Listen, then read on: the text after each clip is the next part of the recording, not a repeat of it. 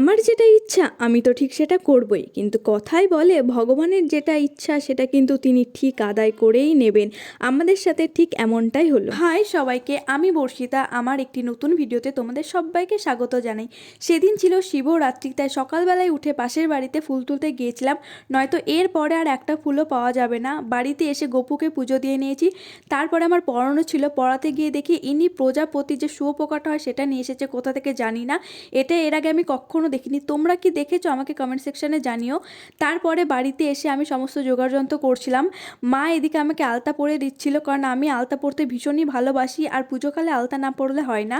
তারপরে আমি স্নান টান করে নিয়েছি। আমার ঘরেও যেহেতু শিবলিঙ্গ রয়েছে, তাই আমি আগে বাড়িতে পুজো দিয়ে নিয়েছিলাম। কোথাও যাওয়ার আগে আমি প্রথমে গোপালকে পুজো করি। আর সেদিন যেহেতু শিবরাত্রি ছিল, গোপালকে পুজো করার সাথে সাথে আমি আমার বাড়ির শিবলিঙ্গতে জল ঢেলে নিয়েছি। সব শেষে চন্দন টন্দন লাগিয়ে তারপরে ফুল দিয়ে নিয়েছি। কিন্তু তখন প্রহর লেগেছিল না, কিন্তু প্রহর লাগলে আমি মন্দিরে যাব জল ঢালতে।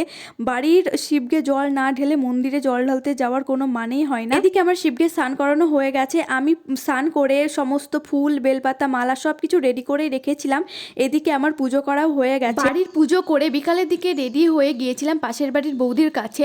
আসলে আমরা যাব দেবালয়ে। এটা নিয়ে আমি চতুর্থবার শিবরাত্রি করছি। এর আগে 3বার আমি করেছিলাম, 3বারই দেবালয়ে গিয়েছিলাম। তাই এবারও আমার ইচ্ছা ছিল সবাই মিলে দেবালয়ে যাব। তাই আমি রেডি হয়ে বৌদির কাছে চলে এসেছি, সবাই মিলে একসাথে যাব। আর আমার পুজো করতে যা যা লাগবে, মানে পুজোতে যা যা লাগে সমস্ত কিছু আমি এই ঝুড়ির মধ্যে নিয়ে নিয়েছি। এবার আমরা সবাই মিলে বেরিয়েও পড়েছি। আমরা ওই 4টির দিকে বেরিয়ে পড়েছিলাম। আর আমি ঝুড়ির মধ্যে 5 রকমের ফল, 5 রকমের মিষ্টি, ফুল, বেলপাতা, মালা, চন্দন, ঘি, মধু, পৈতে সবকিছু নিয়ে নিয়েছি। আর এটা হচ্ছে আমাদের জংলাদহের মন্দিরটা। এই মন্দিরেও শিবলিঙ্গ রয়েছে, তবে আমি এখানে শ্রাবণ মাসে জল ঢালি। আর যাওয়ার পথে দেখছি সবাই একেবারে ব্যান্ড বাজনা নিয়ে জল আনতে চলেছে, আর তার সাথে শিব পার্বতী তো রয়েছে।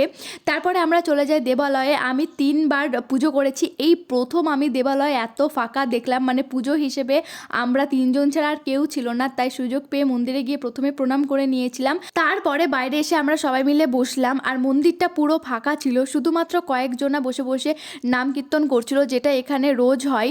আর আমরা সবাই মিলে বসে প্রহরের অপেক্ষা করছিলাম। আর এদিকে দেখছি তখন আরতি শুরু হয়ে গেছিল। তারপরে আমরা বসে আরতি দেখছিলাম। আরতি দেখতে দেখতে 5:30 বেজে পার হয়ে গেছিল, মানে প্রথম প্রহর লেগে গেছিল। যাদের মন্দির তারা এসে প্রথমে পুজো করলো, তারপরে আমরা সবাই একে একে পুজো করতে শুরু করলাম।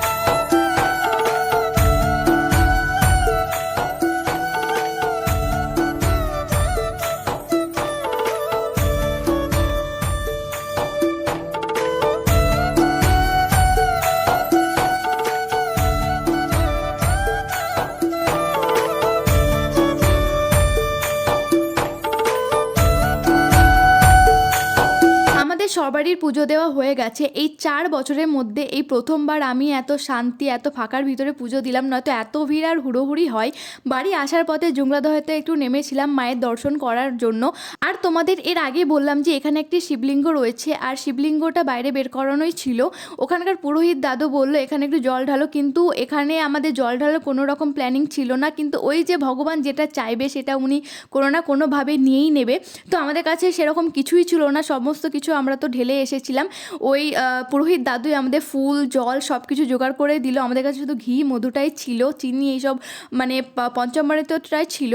তো ওগুলো দিয়ে আমরা জল ঢেলে নিলাম। বাড়িতে এসেও আমি শিবের মাথায় জল ঢাললাম, কারণ ওই যে বললাম প্রহর না পড়তেই আমি বাড়ির পুজো করে রেখে গেছিলাম। তাই প্রহর পড়ার পরে বাড়িতে এসে জল ঢাললাম। সারাদিন উপোস করার পরে 1 গ্লাস জল খেয়ে মনটাকে শান্ত করলাম। আমরা কারা কারা শিবরাত্রি করলে আমাকে জানিও কিন্তু। দেখা হচ্ছে পরের ভিডিওতে। টাটা।